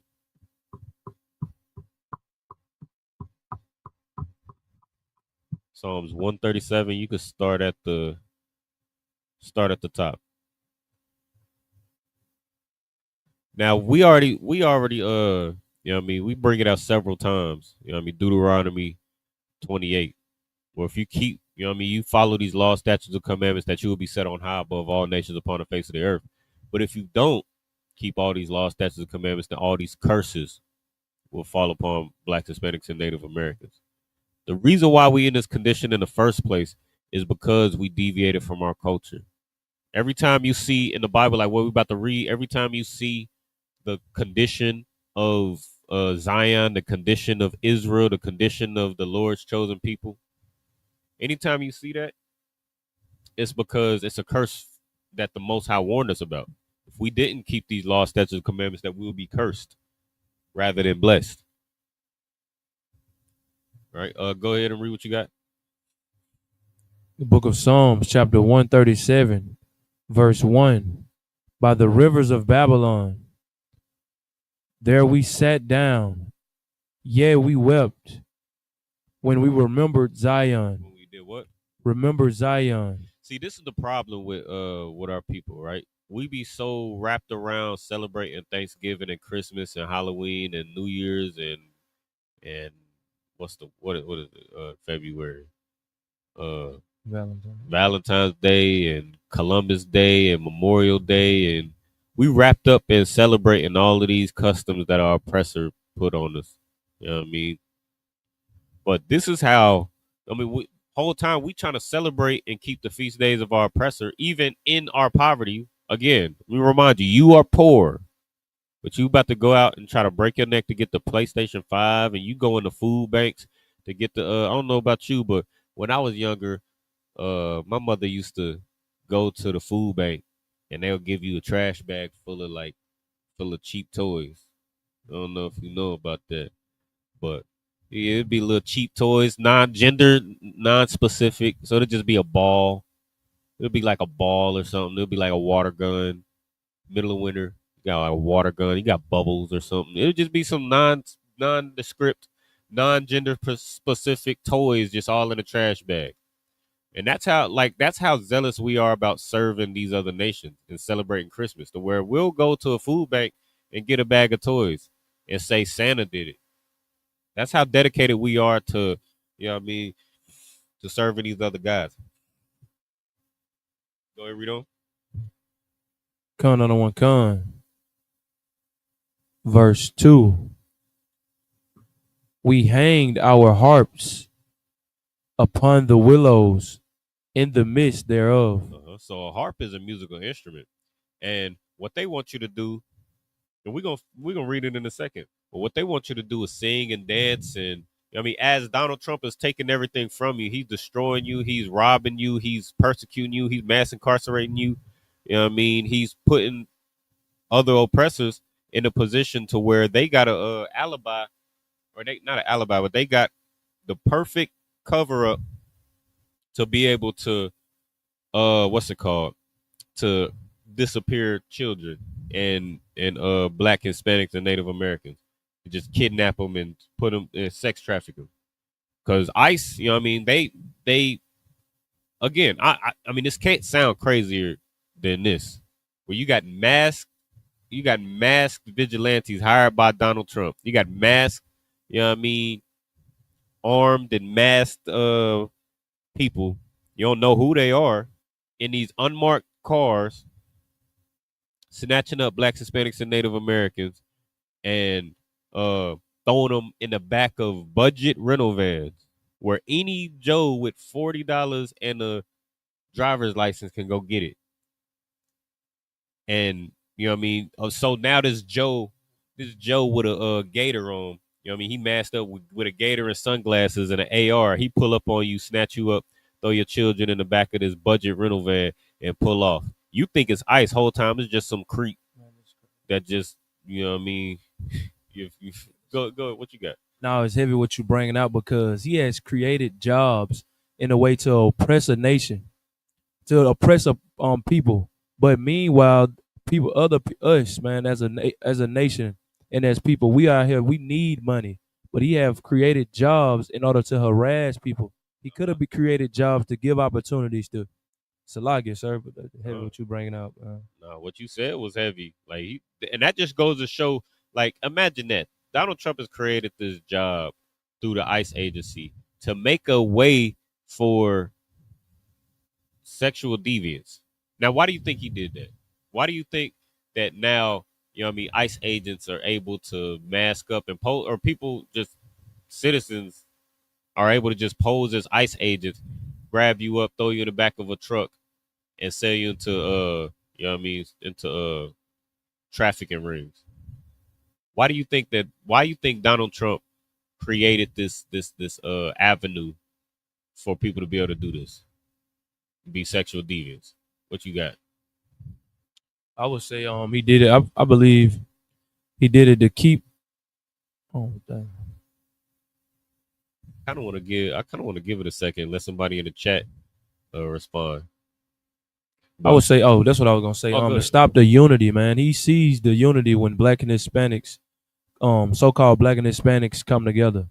So I believe it's all for the separation, man. He know that they're hard workers. I believe that he hate to see us as a nation of people. We all one nation, but he hate to see so-called African Americans building upon in the nation the foundation that we came from, and now we've been in uproar.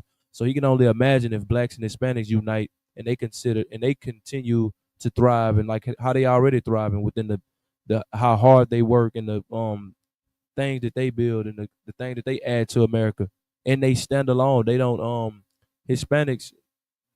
They're like I say, they're separate people, man. They don't go out and hold hands with the oppressor, man. They stay to themselves, and the people that they do join to is so-called African American. So like it, sir. Now, what you said was absolutely correct, but why specifically? Why is this a breeding ground for sexual deviancy? Why did this thing that he used to persecute Hispanics? Why is it the perfect breeding ground for sexual deviance? You'll try again before I give it to you? You got it. Because Donald Trump himself is a sexual deviant. So of course the institution that he put in place to harass and round up Hispanics and Native Americans and so-called black people, of course the institution that he puts in place to harass us is the perfect incubator for sexual deviants to be able to just snatch people off the streets and do God knows what to them. Because Donald Trump is a sexual deviant himself. But go ahead, go back to what is that, verse 2? Come. We hanged our harps, right? So your oppressor wants you to sing and dance and be happy on Thanksgiving, right? But a real man of God, a real man who thinks about his family and cares about his family and mourns at the thought and the idea of his family being genocided and then having a meal on that day,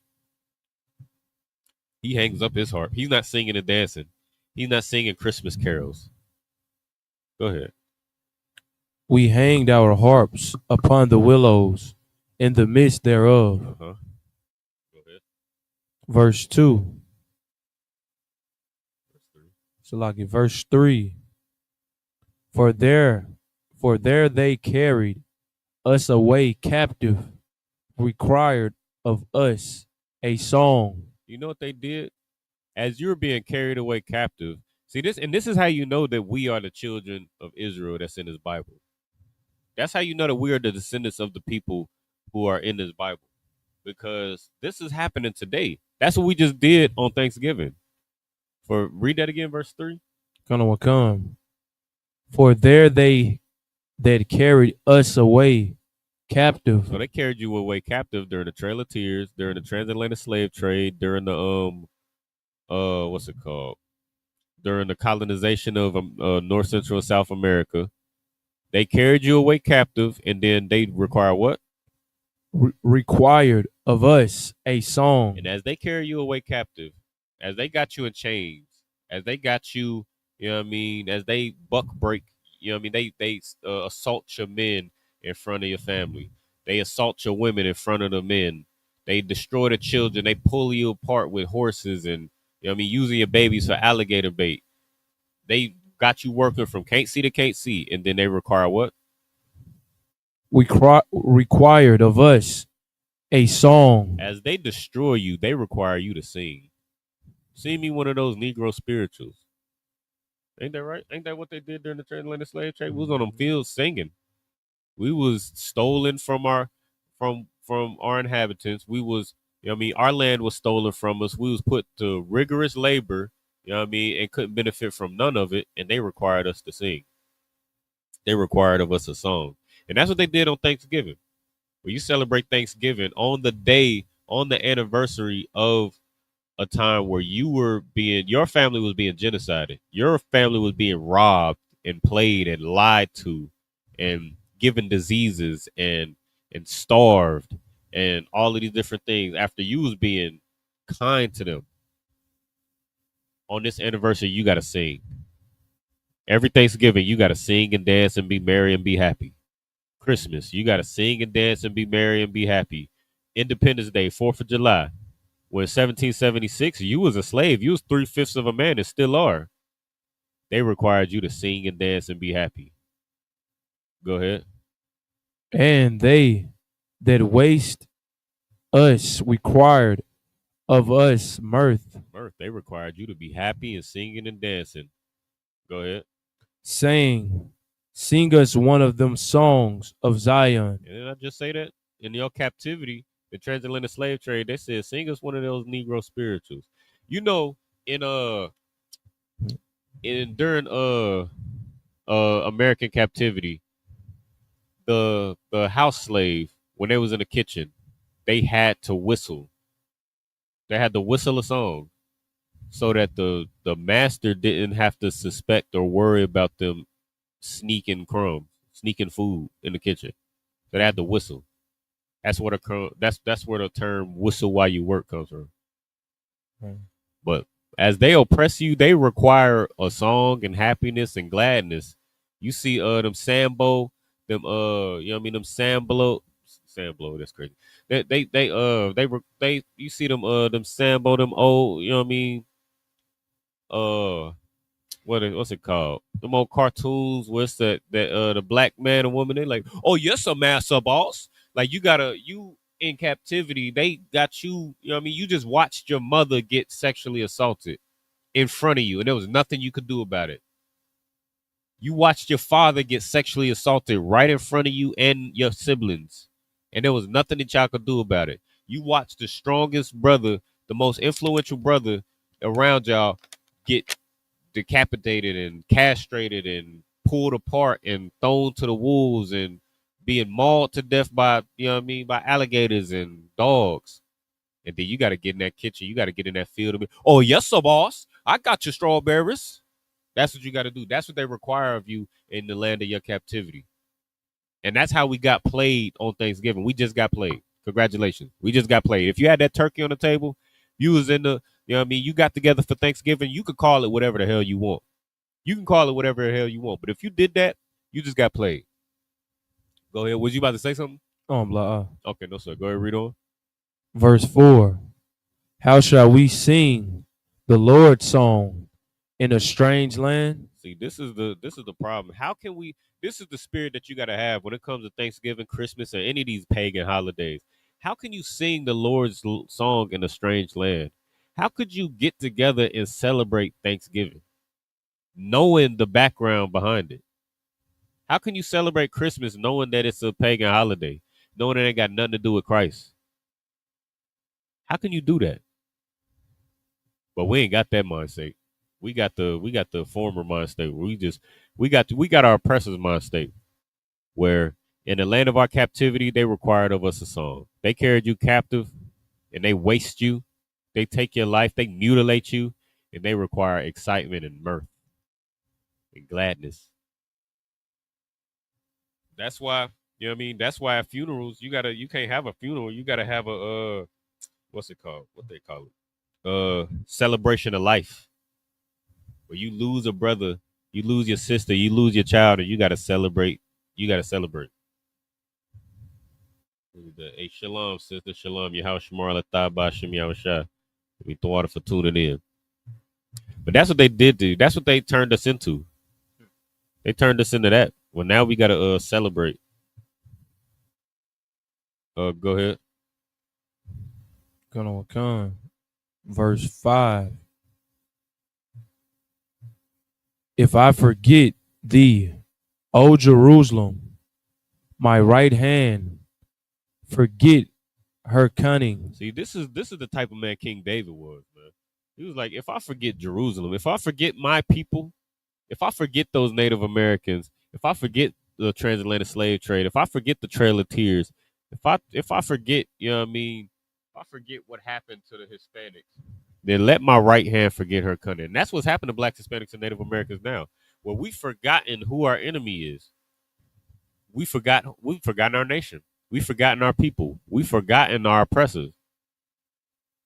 So our right hand has forgotten our cunning. Go ahead. Verse 6. If I do not remember thee, let my tongue cleave to the roof of my mouth. Uh-huh. If I prefer not Jerusalem above my chief joy. And that's what happened to Blacks, Hispanics, and Native Americans right now, because we've forgotten our nation. Now we can't even speak on. You can't even speak with grit. You can't even stand up and be a man in your family, in your household. You just celebrated Thanksgiving. What you gonna tell me about the transatlantic slave trade? You know, I don't know if you noticed this, but I don't know if you experiencing this, but family is quiet. Like when you come in the truth and you stop celebrating Thanksgiving and Christmas during the holidays, you know what I mean? Eventually your family stop reaching out. And what they also can't do is disagree with you. It's hard for them to disagree with you, because what you're saying is absolutely correct. What happened to the Native Americans is very evil, and it's more evil that we celebrate on this day where the Native Americans was mass genocided. So any woke, I don't know if you got any woke family members, but anybody out there with some fake woke family members, once that turkey come around and that ham and them that roast and all of that start coming around, and they celebrate thoroughly, they celebrate Thanksgiving, you can't kick that woke stuff no more. You can't talk about no woke. You can't be you know what I mean, a so-called revolutionary. You can't be radical and then celebrate the day of your people losing their lives by the millions. You just can't do that. You know what I mean? And that's what happened to the Black Panthers. They was kicking they was saying them. I think they was calling white people devils, if I'm not mistaken. The Nation of Islam, the Black Panthers, the FBA, you know what I mean? They all claim to be radical black people, but then, you know what I mean, they was sleeping with their oppressor, they was funded by their oppressor, or they had oppressors in their ranks. They was doing crimes. They was you know what I mean, accusing our oppressor, or they was not accusing, but they was you know what I mean, you try to hold your oppressor accountable, but then you're doing the same crime that they're doing. You're robbing just like, and that's why your oppressor, you know what I mean, when you try to talk about how terrible blacks, Hispanics, and Native Americans are treated, they talk about this is a perfect example. Talk about the drug epidemic, the 80s drug epidemic, right? Talk about how the drugs and guns was flooded into Black, Hispanic, and Native American communities, and got brothers and sisters strung out and destroyed the lives of Black people, and this, that, and the third. And what's the number one rebuttal to that? Do you know? I think like they ain't put the drug. They ain't make you do the drug. Exactly. That's the first thing that they're gonna do. They're gonna flip it on you. They're gonna be like, oh well, ain't nobody tell you to. They're gonna do it like Smokey. He said, ain't nobody put a gun to your head and make you like that. Put that blunt to your lips and light it. That's what they're gonna do. And that's what happens when you forget your nation, when you forget your people. It takes away your spirit. I mean, it takes away your spirit to be able to fight for your people. It takes away your zeal and your, you know what I mean? It takes all of that away, because how could you? If you celebrate Thanksgiving and then try to go out and try to be a radical, try to be a black radical for Blacks, Hispanics, and Native Americans, you're a hypocrite, because you just celebrated the death of Blacks, Hispanics, and Native Americans. And now you're gonna go back and try to be the voice to empower Blacks, Hispanics, and Native Americans. When you wipe the turkey and ham, you still got ham on your breath. You trying to tell me, you know what I mean? You trying to tell me about how to get out of this hell? Give me a break. Give me a break, man. Yeah, it don't work like that. But the spirit, I'm gonna show you the spirit that King David had. Go to verse 9.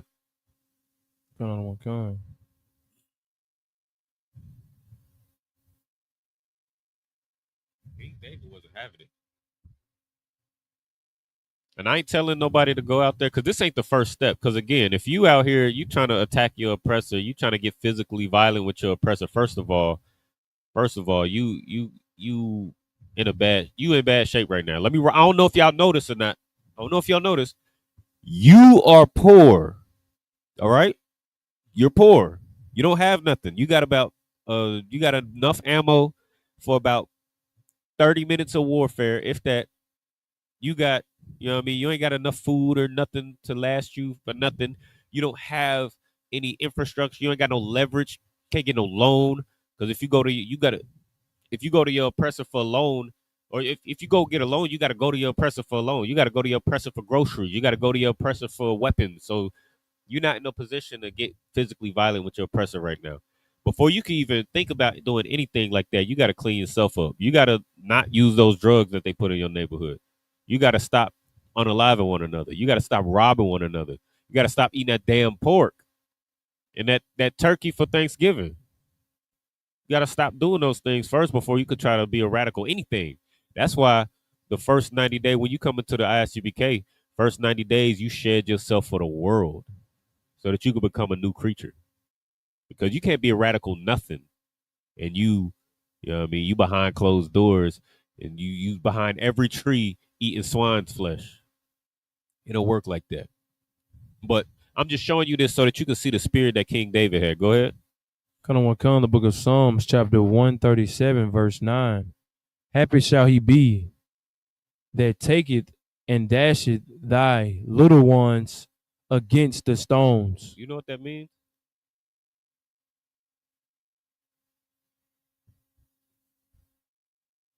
He's talking about that. Whose little ones is gonna be dashed against the stones?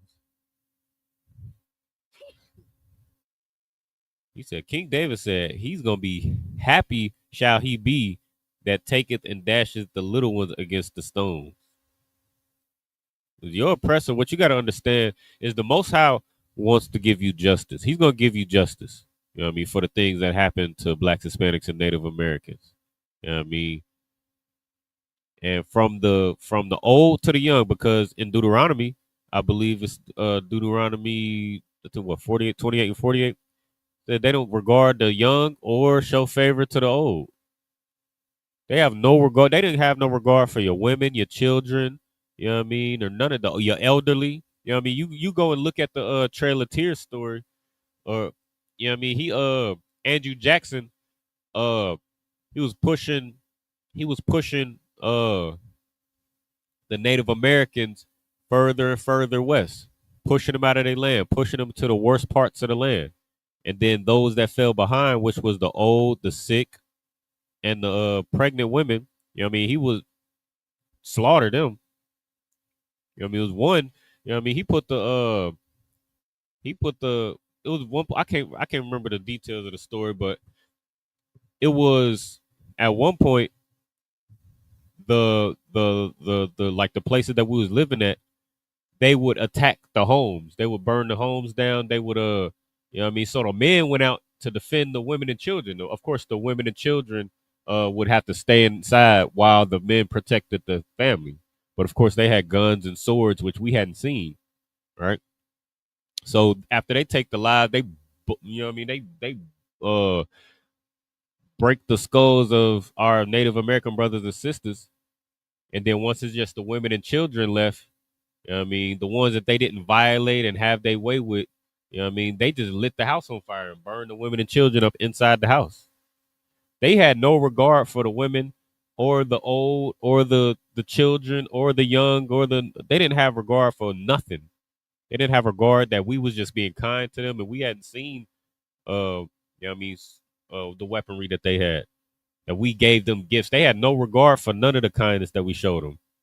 So when the Most High give them judgment, it's gonna be well deserved. So yeah, happy shall they be that taketh and dasheth thy little ones against the stone.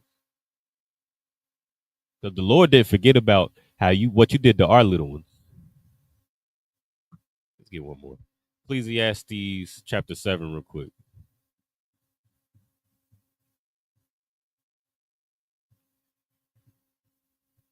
Yeah, this all this turkey and this ham and this food, these days off and all of that. You know what I mean? Your Christmas bonus, it's turned us into grubby pigs. You know what I mean? Because you know what I mean? Your oppressor could make you forget about all the your oppressor could make you forget about the transatlantic slave trade. He can make you forget about all the cruel things that he's done to you and still doing to you this day if he give you a turkey. He give you a turkey. Go to verse 2.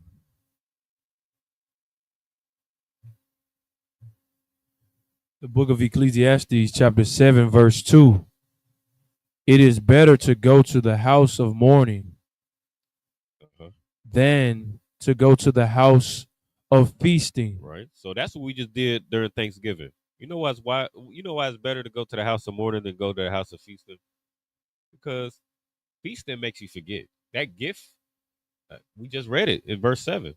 You know what I mean? You go down a little bit, it's going to say, surely oppression makes a wise man mad, and the gift destroys a heart. So it's better to go to the house of mourning than to the house of feasting. Go ahead. For that is the end of all man. So everybody got to lose their life at some point. Go ahead. And the living will lay it to his heart. See, what you gotta the biggest takeaway like losing your life is the one thing that you could take away and realize, the one thing that you don't think about constantly, you don't think about it like this constantly, is that we all gonna die at some point. But you You know what I mean? So we thinking about, you know what I mean, we afraid to go to the doctor. You know what I mean? We drink like hell. You know what I mean? We getting high, we having all sorts of crazy sex and getting all these crazy diseases. You know what I mean? We robbing one another, taking chances, and you know what I mean, I don't know if you've seen how people in Texas drive, but people in Texas drive like they don't give a damn about their life.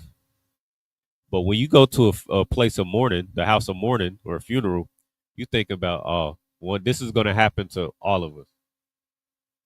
And that's the type of mind state that, you know what I mean, mourning puts you in. That's what it should happen for Thanksgiving. That's what should happen. Go ahead. But instead, we in the house of feasting. On the day where we should be mourning, we in the house of feasting. Right? Verse 3. Sorrow is better than laughter. Sorrow is better than laughter. Go ahead. For by the sadness of the contents of the countenance, that heart is made better. Yeah, laughing all the time. You know what Craig say? Smokey, he said, you the only one playing. You walk up and down the street playing. Ain't nobody playing with you. That's us. When we walk up and down the street playing, all we think about is what we could put in our mouth, what we could put in our stomach, what our sisters could put in a box, what we could get into, what we could drink, what we could eat. That's all we thinking about, man. And we negate to the serious matters, like how we're celebrating. Imagine you losing a close loved one to you, and it break your heart. And then every day, you know what I mean, your people, your family get together and have a dinner and celebrate. That's gonna not only going, you know what I mean, mess you up further, but it's gonna infuriate you. Go ahead. But that's the mind state that we in as Blacks, Hispanics, and Native Americans. Because we always trying to find the next holiday. We always trying to find where the club's at, where the hoes at. We always trying to find out, you know what I mean, where the drinks at. We always trying to find out the next thing, you know what I mean, the next feast, the next, you know what I mean, thing we trying to find the next thing to have fun, right? That's our whole lives. We get off work and we like, oh, where the hoes at? We get off work after slaving for our oppressor, and we like, where the weed man at? Where the liquor store at? That's what we think about. Go ahead. Verse 4. The heart of the wise is in the house of the mourning, but the heart of the fools is in the house of the mirth. If you had any wisdom, Blacks, Hispanics, and Native American, man, you wouldn't celebrate Christmas. You wouldn't have celebrated Thanksgiving. It's too late. If you already had the turkey, no sweat. A lot of y'all warming up leftovers right now. But no sweat. You already did your thing. You already celebrated Thanksgiving. No sweat. It ain't too late to not celebrate Christmas. You know what I mean? It's not too late to honor and remember as you're trying to have fun.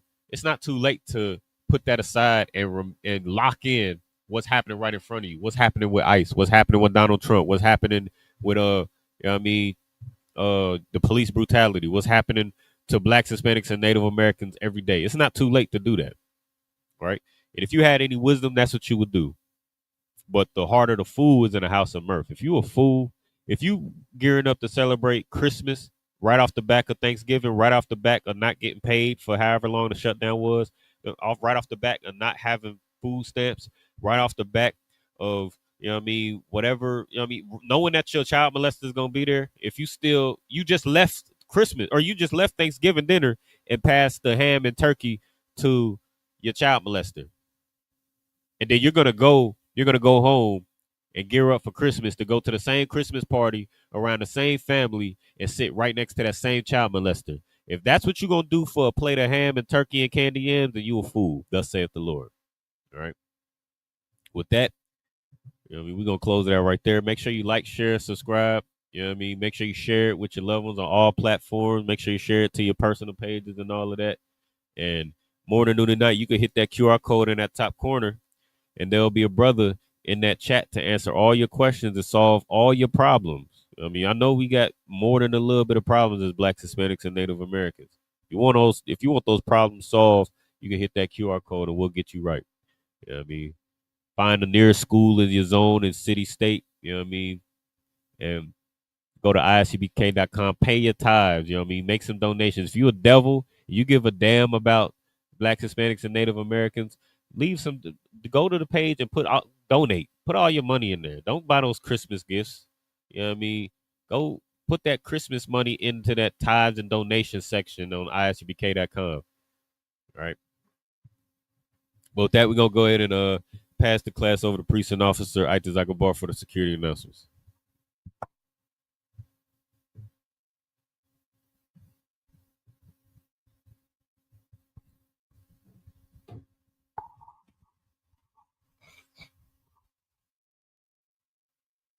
These are the ISUPK security announcements. We are the ISUPK. Start out at 1 West 125th Street, Harlem, New York. Rule for new brother and sister. When a new brother or sister comes into the school, they are off limits for 6 months. They are to be saluted only. They are here to shed themselves of the world. If they need transportation, a teacher will arrange it. After 6 months, if a brother or sister has an interest in a particular person, he or she must get permission from the head to speak to a brother or sister. There's another 6 months in which the brother and sister will court each other. After this 6 months period, brother and sister will get permission from the head to marry. Taj, which is a new commandment, which is a commandment. Book of Numbers, chapter 18, verse 21. Book of Malachi, chapter 3, verses 8 through 10. Ma'ashara means tenth in the Hebrew, 10% of any increase the Lord gives you. Give to Treasury Department. Our teacher. Priest fund. Free will offering for priests, not mandatory. Whatsoever amount you would like. Upcoming holy convocations. The Feast of Hanukkah, 25th day of the ninth month, by the space of 8 days. Sunday, December 18th, 2025. For 8 days. You can find it in the book of Maccabees, chapter 4, verse 20, chapter 4, verse 52 through 61. Remind them, Akim and Agwaf, to check the bulletin board in the hallway. If anyone wants to become a trooper in the school, to start wearing all black. Boots, shirt, pants, headband, scarf. This concludes the ISUPK security announcement. Shalom.